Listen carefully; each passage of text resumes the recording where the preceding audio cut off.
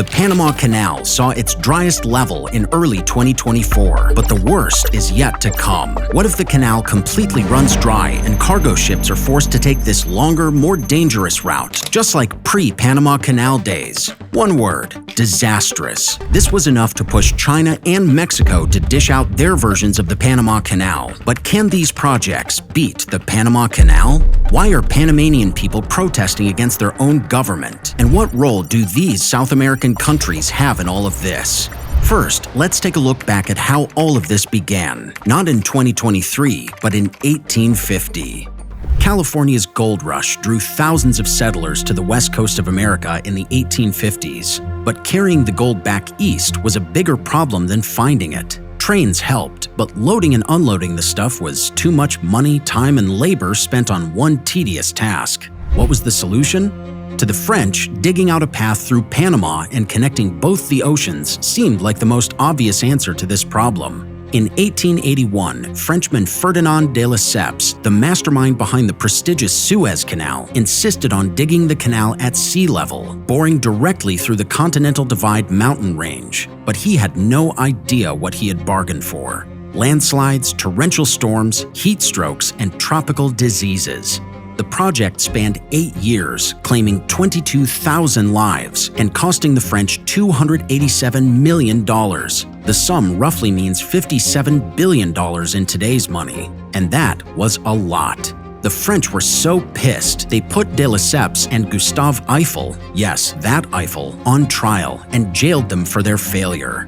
A decade later, the Americans, having learned from the French mistakes, thought, why would you excavate the land when you can bring the ocean to the mountains? And to merge the Atlantic Ocean with the Pacific Ocean, they devised a simple yet brilliant plan: cut the mountains and build a dam with an artificial lake which will flood the region and merge the two oceans. Voila! Problem solved, right?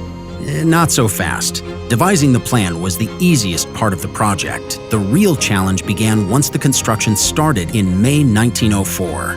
Here, follow me closely and watch. This is the Isthmus of Panama, and here on either side of it, they decided to cut the upper portions of the mountains and then flood the region by constructing a dam to collect water from the Chagres River flowing in the Panama. Now, Chagres River is important, so keep it in mind because everything happening to the Panama Canal is happening due to this river. We'll talk about it in the coming chapters. The Isthmus of Panama is almost 30 meters above sea level, requiring ships to be raised to that level to cross the 50-mile region. Now, you definitely can't lift ships to that point, right? Well, here is the engineering brilliance of the canal. When an object floats on water, it can be lifted by increasing the water level. And keeping this in mind, engineers introduced the waterlock system in the canal. For this purpose, they built steel gates at multiple intervals, each having different water levels. A total of 5 canal locks were installed, 3 on the Atlantic side and 2 on the Pacific side. The idea was simple. When a ship entered the first chamber, the water level decreased in the second chamber, raising the ship in the first chamber until both reached the same level. This process continued until the ship reached Gatun Lake, the artificially flooded region. But then came another problem: the construction of Gatun Lake. Creating the lake required flooding the area, and Gatun Dam on Chagres River would have controlled different levels of flooding by controlling the water level. However, there was a slight problem. If they were to flood the whole region from the Atlantic to the Pacific Ocean, they would risk drowning the entire country of Panama. So instead, they only flooded 2/3 of the land, leaving a 15-kilometer-wide piece of land above water level called the Culebra Cut. Now, this is the artificial valley that took 9 years of intense work, claimed thousands of human lives, and required the brute force of more than 24,000 men to get created. Excavation work was the biggest challenge during the construction, and the world saw the US achieve the biggest feats of impossible engineering during these 10 years. Americans topped their engineering game by bringing out masterpiece after masterpiece of a machine. 102 new railroad-mounted steam shovels, 560 drills, over 50 cranes, 20 dredges, as well as giant hydraulic rock crushers, cement mixers, and pneumatic power drills. Almost all of these machines were equipped with the latest technology developed in the United States just for the construction of the Panama Canal.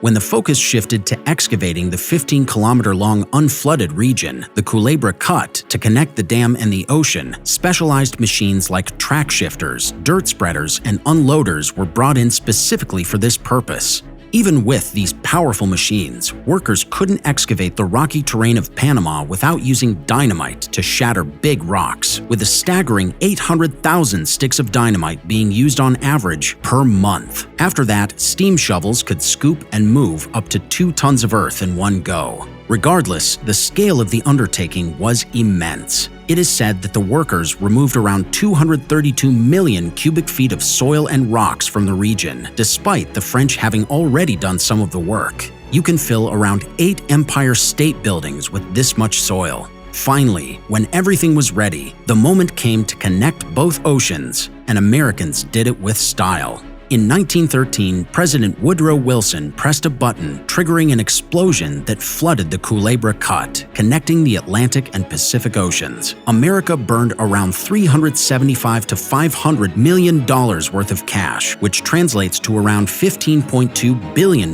in today's money. But it was all worth it. In its debut year alone, in August of 1914, it attracted 1,000 ships, a number that has since increased to over 14,000 annually, until 2023 and 24, when suddenly the news of the Panama dying filled the media. Hundreds of ships carrying billions of dollars of goods waited for days to cross the canal. But why exactly did this happen?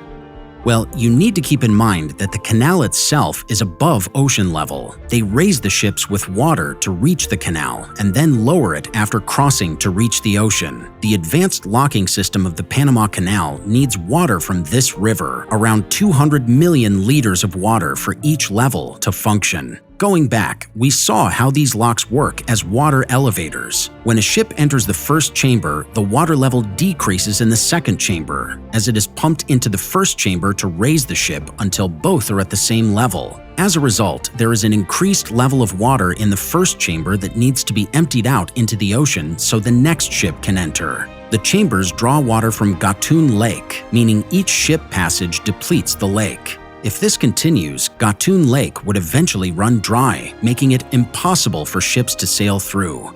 Fortunately, Gatun Lake's lost water is replenished by the Chagres River, so the canal has seen no water problem during its 100 years of functioning, until 2015, 2019, and 2023.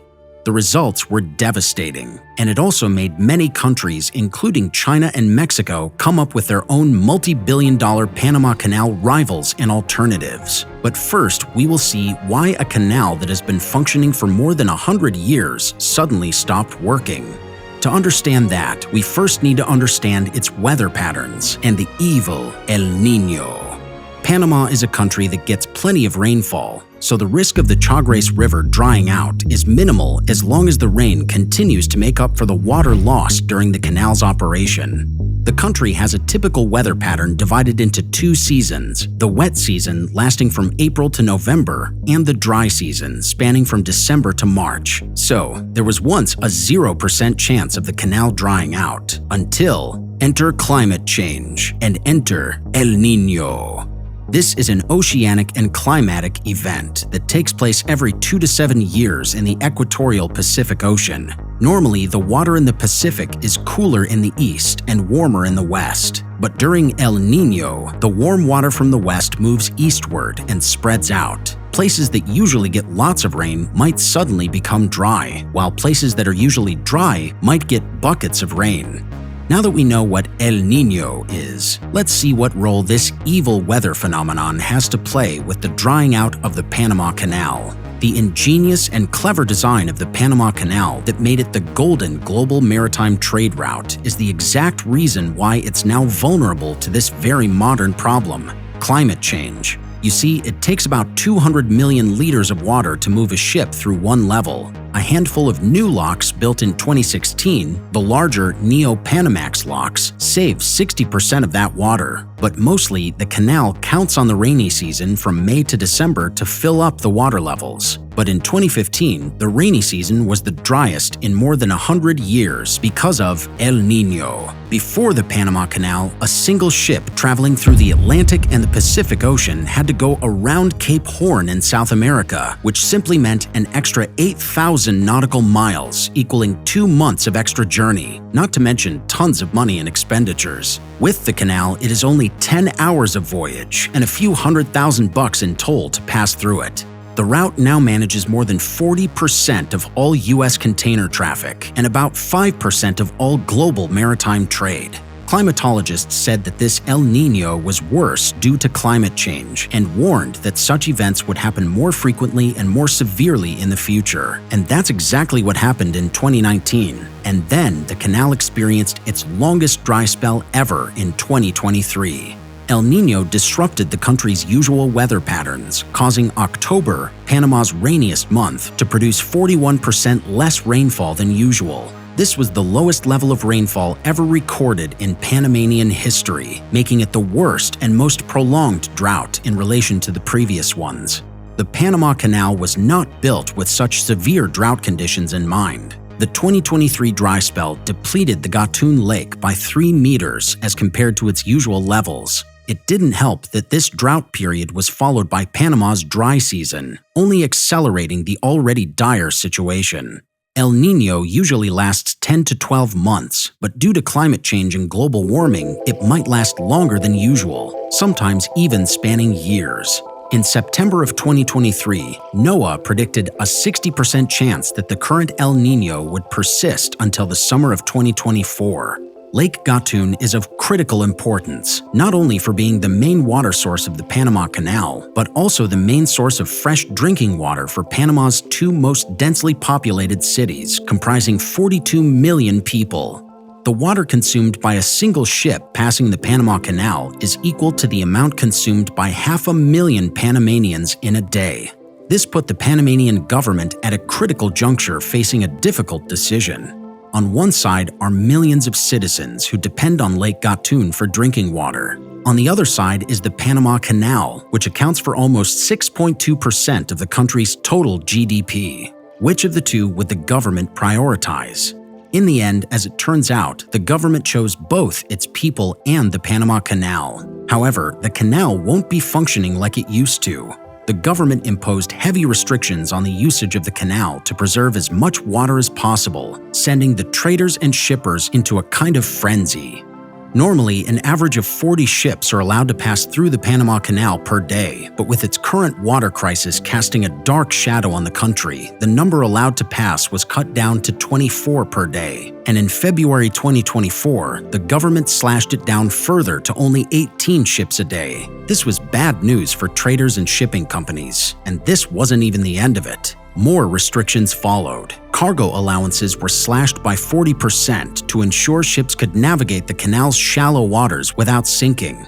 Initially, the wait time for ships was only 2 days, far preferable to the extra 18 days it would take to travel all the way around South America, not to mention the dangers of crossing the Strait of Magellan. However, by late November, the wait time for the canal skyrocketed to 11 days, then doubled again, leaving ships idling for a staggering 23 days. With delays like that, taking the time to travel all the way around South America might seem like a good idea. But I'll get back to this later.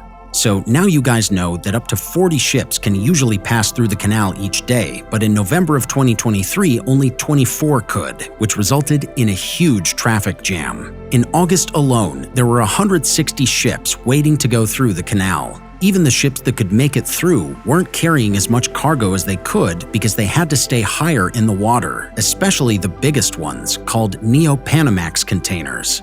Now, if by any stroke of bad luck you were the owner of one of these ships, you could do one of 3 things. First, take the longer route, the one I discussed in the beginning, the pre-canal route. A simple journey of a ship sailing from Europe to California would take weeks, if not months, and would look something like this, sailing all the way down to Chile, cutting through the waters of the Strait of Magellan, and then making its way back northward to California. And it's not without its dangers. The Strait of Magellan can get extremely stormy, not to mention the treacherous currents that can add to the challenge. So the first option is burn through your time, money, and fuel.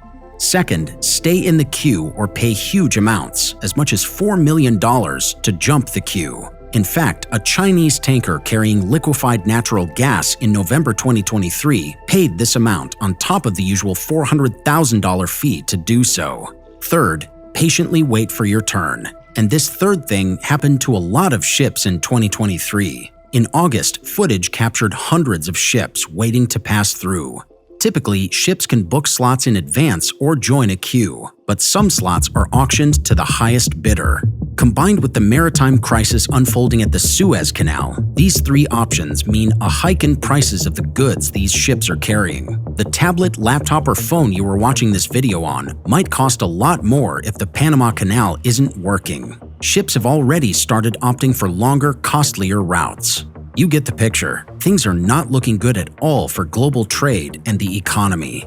So what's being done to fix this? The canal authorities approved a plan to build a new reservoir for the canal. This plan has been around since the late 1990s and involves making an artificial lake by blocking off part of the Indio River and then sending fresh water through a long tunnel of almost 8 kilometers to Lake Gatun. But there's a problem. A law from 2006 says the canal authorities can't build any more reservoirs. To move forward with the Indio River plan, they'll need to change that law, which won't be easy because of this. Protests against the mining deal have been shaking up Panama for months, and any new reservoir project is sure to face similar opposition. With Panama trying to figure out solutions and climate change becoming increasingly erratic, attention is now shifting to other plans that don't involve the Panama Canal at all. Whether these 4 projects can end the Panama Canal's supremacy is something I will discuss later in the video. But first, we need to know why South America, Florida, China, and Mexico are stepping up with their own versions of new global trade routes. Ironically, the first contender to challenge the Panama Canal has historically been one of the most reliant upon it. I'm talking about South America. For a long time, South American countries were dependent on the Panama Canal for their imports and exports of almost anything and everything. You may be asking, why is this?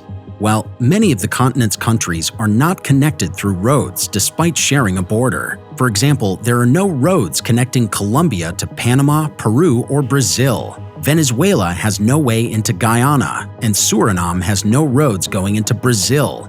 Heck, the very first road joining Brazil and Peru was not even finished until 2011, and there were no signs of paved roads in a massive portion of western Paraguay until recently in 2019. So it should come as no surprise that all the trade in this region and from this region is done via the Panama Canal, which serves as the most practical and cost-effective means of connecting South American countries with each other and with global markets. But this changed with the idea of a network of smooth railroads passing through Chile, Argentina, Paraguay, and Brazil to connect the Atlantic ports of Brazil with the Pacific ports of Peru. So instead of transporting goods solely through ships, the plan is to have trucks hauling goods from the Atlantic Ocean to the Pacific. They are calling it the Central Bi-Oceanic Railway Corridor. Honestly, it's a pretty bold move considering it's never been done on this scale in the region before. All thanks, but no thanks, to their geography. It doesn't exactly make things easy. You've got the mighty Andes mountain range towering over the western coast, stretching nearly 9,000 kilometers and boasting some of the highest peaks outside of Asia. They're like a natural fortress, making it tough for the people on the coast to connect with the continental interior. And let's not forget about the Amazon rainforest with its dense, impenetrable jungles. It's like Mother Nature's way of saying, nope, you're not getting through here either. So you see, building a corridor like this is no piece of cake. Thanks to the Andes and the Amazon, no construction of transportation infrastructure through this land has ever been possible, making trade between these population centers possible only through sea. As I told you before, Western Paraguay had no paved roads until 2019, and for the bi-oceanic corridor to be possible, a network of roads connecting the four countries needs to happen. You may or may not know, but Western Paraguay is a part of South America's Gran Chaco region, known for its unbearable heat, scrubby terrain, and marshes with a scarcity of rain and fresh water bodies. The Gran Chaco takes up almost 66% of Paraguay's total area. Covering 2/3 of Paraguay's landmass, you'd think it would be bustling, but its population remains a mere 3% of the country's total, which explains the lack of infrastructure. Luckily, the country decided to change its course. In just a few short years, they've kicked off a massive highway construction campaign covering over 3,000 kilometers of roads and bridges across the country. By next year, 2025, they're set to wrap up their much-anticipated project, the Bi-Oceanic Corridor. And you know what they're saying? Paraguay is about to become the linchpin in one of the hottest new trade routes on the block, rivaling the Panama Canal. How, you may ask? Well, this is another interesting point. In fact, it's a triangle, the Lithium Triangle. It's an area that spans across Chile, Bolivia, and Argentina, and is estimated to hold more than half of the world's known lithium reserves. Lithium is critical in the production of lithium-ion batteries, essential for driving the 21st century's green energy revolution. People have even speculated that as the world transitions further toward green energy, the Lithium Triangle in South America could be as geopolitically significant as the Middle East was in the 20th century for its oil production. With its proximity to the Bi-Oceanic Corridor, this region's lithium resources can be transported via trucks to Atlantic ports in Argentina and Brazil, providing direct exports to the US East Coast and Europe, bypassing the Panama Canal entirely. Once the Bi-Oceanic Corridor is up and running, it will become more convenient for Brazil and Argentina to export and import goods to and from Asia. With this, there would be no need to rely on the Asian imports coming through Panama. Why rely on others when you can use your own trucks to import and export goods? Even more importantly, the Lithium Triangle is going to benefit immensely through the Bi-Oceanic Corridor. Now, if Paraguay delivers exactly what it has planned, it will be playing a huge role in the world's green energy trade. Paraguay's government is talking big, claiming that the project will shave off 14 days of travel time and save $1,000 per container as compared to the Panama Canal. That's nearly 1/3 of the country's current logistics cost in net savings. This could definitely impact the Panama Canal's current and future trade. But even if the Bi-Oceanic Corridor becomes as huge a success as it claims to be, there is still no way it can compete with Florida's 30-minute alternative to the Panama Canal. Yes, to beat the 10-hour voyage of the Panama Canal, a Fort Lauderdale, Florida-based private company called Zergratran plans to shuttle shipping containers through a tunnel that will be dug beneath land in Colombia, about 100 miles south of the Panama Canal. The company sought an initial investment of $75 million in 2022 for the $15 billion project they are calling the Colombian Box Tunnel Project. Unlike the countries that are building the Bi-Oceanic Corridor, Colombia already has a significant advantage with their 4 freight railway networks, making it a strong alternative to compete with the Panama Canal. 2 of its tracks lie on the east by the Caribbean coast. 1 is out west, connecting to the Pacific, and then there's the one that doesn't connect to any of the coasts. Why is this so, you must be wondering? Well, blame it on the mountains, the Andes to be exact, again. This rugged terrain of Colombia represents a major obstacle to transporting freight from one coast to the other. But this problem is going to end soon once Colombia rolls out their interoceanic train project. Let's have a look at how it's going to work. Tracks winding around and through the Andes will link up with the rest of the railways connecting both the coasts. Just imagine freight trains transporting cargo from one side of the coast to the other at an incredible speed. By 2026, the government intends to hand over the project to a construction company, and they expect this ambitious project will introduce Colombia as the new global trade epicenter in the Western Hemisphere, giving Panama a run for its money. It will require some serious engineering since we are talking about laying 200 kilometers of extra track and the construction of 11 kilometers of tunnels. However, the chances of this project coming to fruition look slim, at least to me, given Colombia's numerous challenges.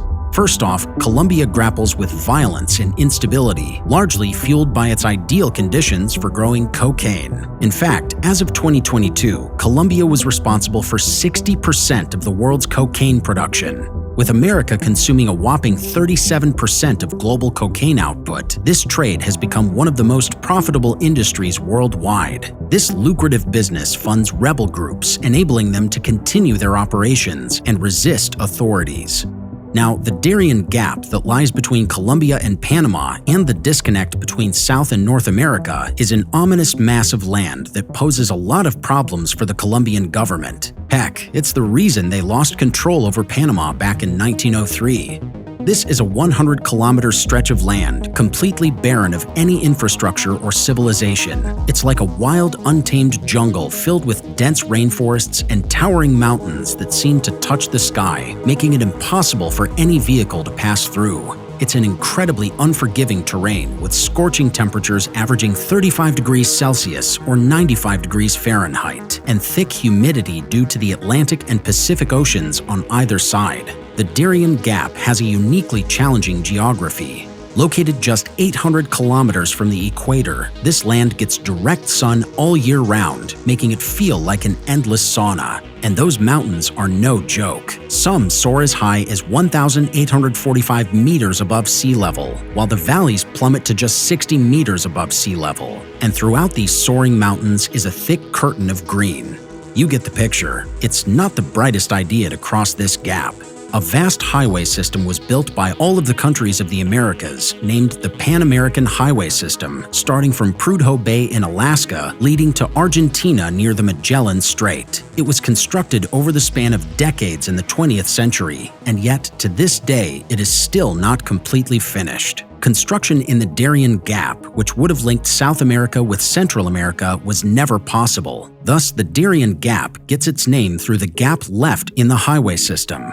Now coming back to Colombia, the Darien Gap serves as a sanctuary for drug traffickers and rebels, providing cover from government authorities and allowing them to keep running their operations without being detected. Adding to Colombia's plate is the growing migration crisis in the Americas. With tightening visa requirements in the US, people are flocking to Colombia in hopes of crossing the Darien Gap to reach their destination. This influx of migrants from places like Haiti, overrun by gangs, and Venezuela, plagued by political and economic turmoil, poses a significant challenge for Colombia. Many see Colombia as a gateway to the Darien Gap, seeking better opportunities and living conditions in the US.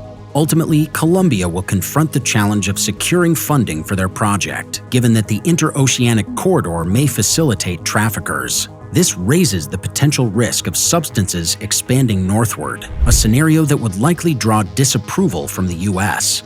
Colombians might care about the US, but China has long been strategizing a way to beat the US-backed Panama Canal project. Yes, before moving to Mexico's $4.5 billion project that may actually eliminate the Panama Canal from business in 2024, we will see how China talked the talk about its $50 billion Lake Nicaragua Canal in 2015.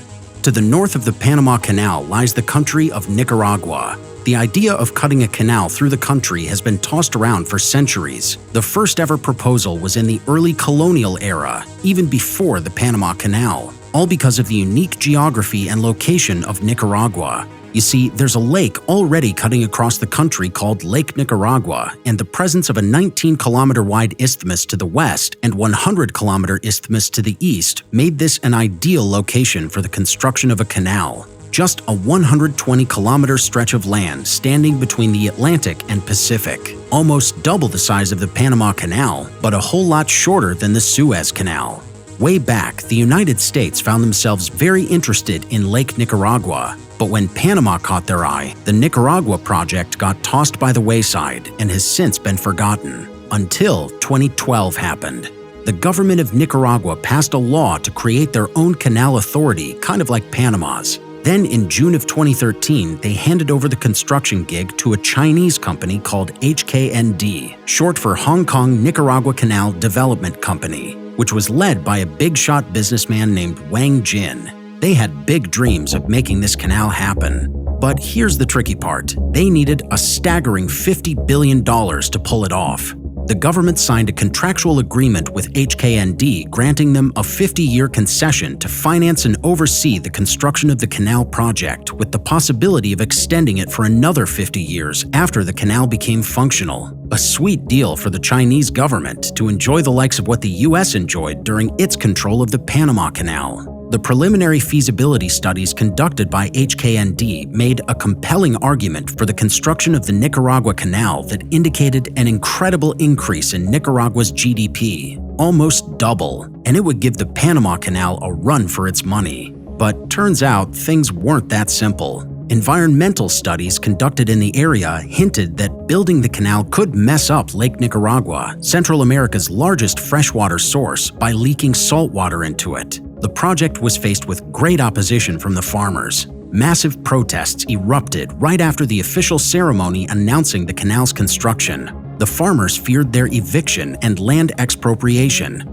Things already seemed shaky, but took a turn for the worst as the Chinese stock market took a nosedive in 2015, and Wang Jin's large fortune went up in smoke in the span of just 3 years, as by 2018 his enormous fortune evaporated by an appalling 90%.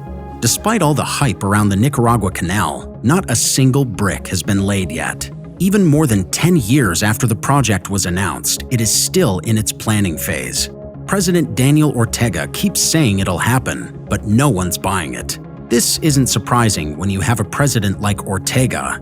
Ortega has been running the country since 2007, but the country's seen better days. He has been responsible for the brutal suppression and crackdowns on any kind of opposition movement in the country. With a soaring corruption index, Nicaragua's up among countries like Venezuela, Haiti, and North Korea, ranking as the 19th most corrupt country on the planet in 2022. These conditions are driving people to flee from the country into Costa Rica.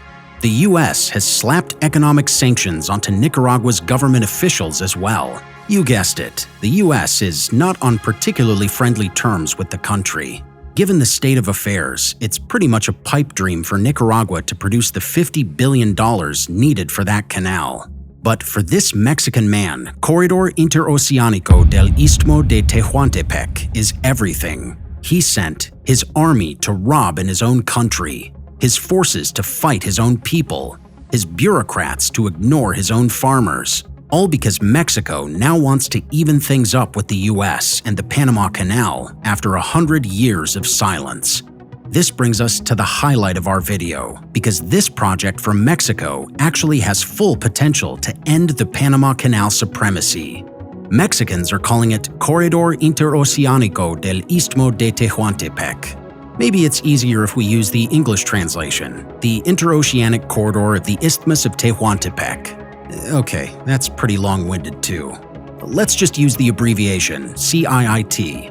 Now, the idea of CIIT, connecting the Atlantic Ocean to the Pacific Ocean and vice versa through a rail track, is not new. In fact, not many people know this, but it was already operational before the Panama Canal took over. So, to understand the present, we need to go back to the end of the 19th century. This was the time when the French failed on the Isthmus of Panama and the United States first started thinking about the Panama Canal. But both of these countries lagged a little behind this powerful man. In 1884, he became the president of Mexico. His name was José de la Cruz Porfirio Díaz Mori. I have no idea if I said that correctly, but like everyone else, we'll just call him Porfirio Díaz.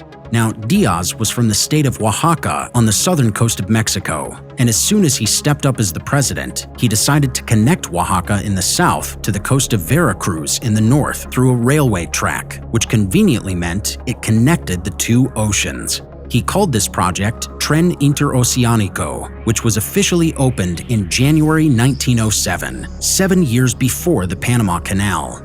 And when I say everyone was happy about this railway track, I kid you not. It was closer to America, and it saved time and money, so traders were happy. So were shippers, and above them all, Mexicans were happy. The country thrived economically as it became a game changer in international trade. Cash poured in, but this success was short-lived.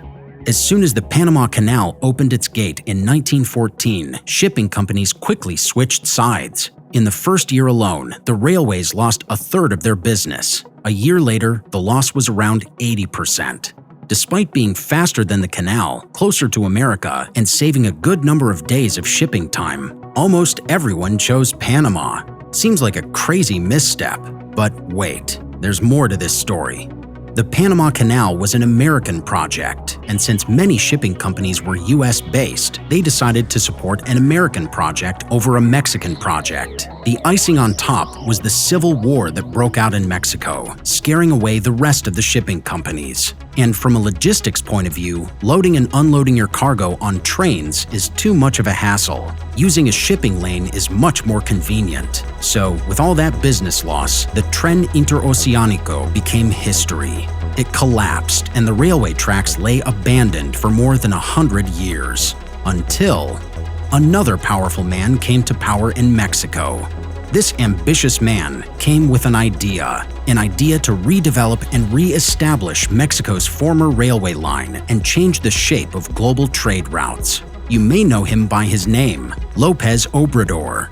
He launched the ambitious rail line project in 2018, which will create a new corridor between the Atlantic and the Pacific, a modern rival to the nearby Panama Canal. But this one is different from its predecessor. It is a trio of 3 primary rail lines, Line Z, Line FA, and Line K, with the first connecting Coatzacoalcos with Salina Cruz, the second connecting Coatzacoalcos with Palenque, and the last one will connect Ixtepec, Oaxaca to Ciudad Hidalgo, Chiapas. And together, this project will rival the Panama Canal, though President Obrador says otherwise. He says that the project will come to complement and support the Panama Canal.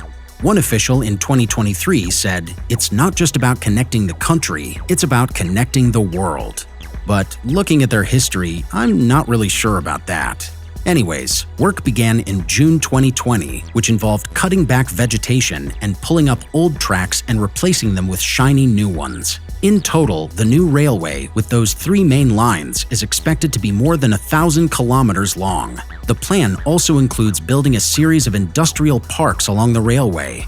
And López Obrador isn't kidding around with this project. In 2023, he ordered his army to go and take over an old railway track that belonged to a private company. Later, he offered to pay the company back what it was worth, but not before making sure the government had what it wanted. He wanted no problems concerning the project and didn't mind using force to accomplish that.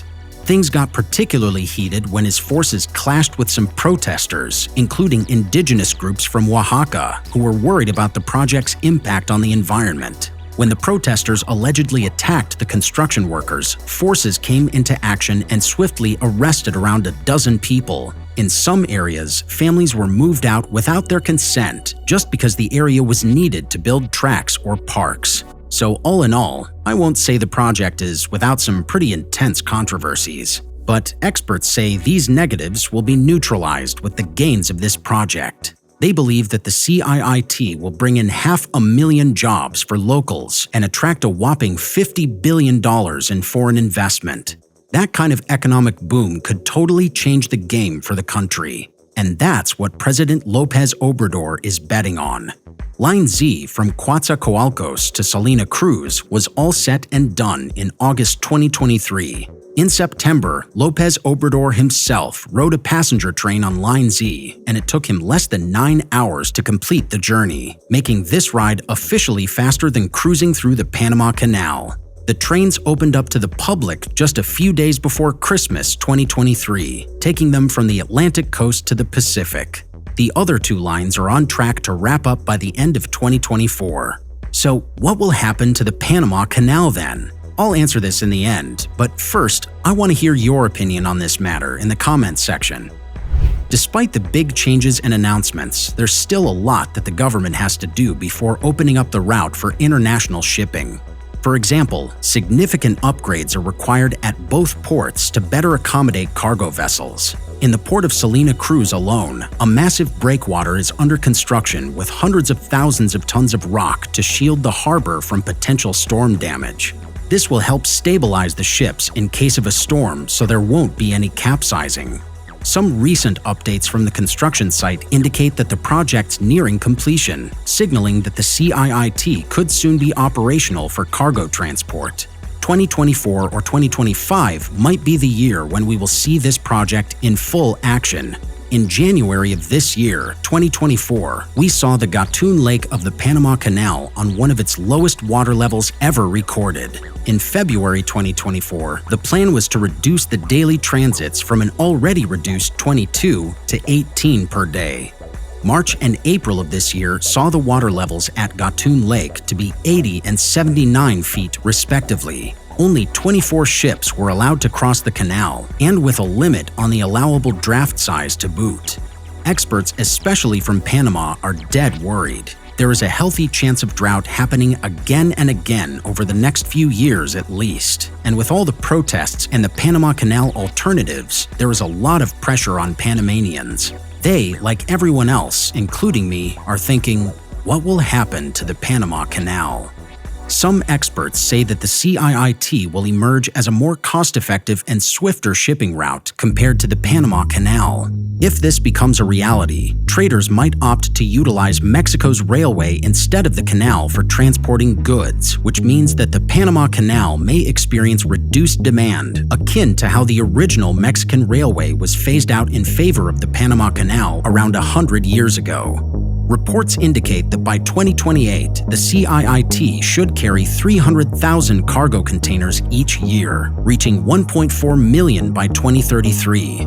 Given the drought of 2023, when authorities restricted the canal usage to conserve water, the constraints led to logistical challenges.